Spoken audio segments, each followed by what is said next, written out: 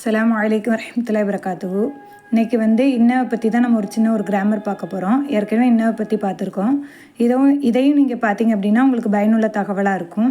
கவுலன் என்ற சொல்லுக்கு அப்புறம் சொல்லிலிருந்து பிளந்தெடுக்கப்பட்ட வார்த்தைக்கு அப்புறம் கண்டிப்பாக இன்னங்கிறது தான் வரும்.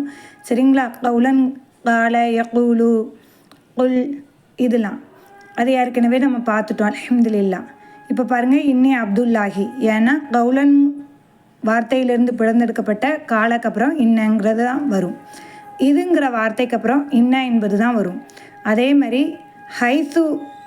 ஹைசுக்கு அப்புறம் இன்ன என்பது தான் வரும். அதுக்கடுத்து கசமுடைய ஜவாபில் இன்ன என்பது தான் வரும். வலாசிர் இன்னலே இன்சான லஃபே ஹுஸ்ர். சரிங்களா? அதே மாதிரி ஒரு ஜும்லாவுடைய ஆரம்பத்தில் இன்ன என்பது வரும். இன்னா அன்சல் நவ் ஃபீ லைலத்தில் கதிர்.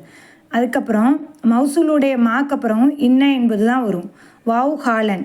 ஏன்னா வாவ் ஹாலான வாவ், ஹாலுடைய அர்த்தத்தை தரக்கூடிய அந்த வாவ் இருக்குல்ல, அதுக்கடுத்தும் இன்ன என்பது தான் வரும்.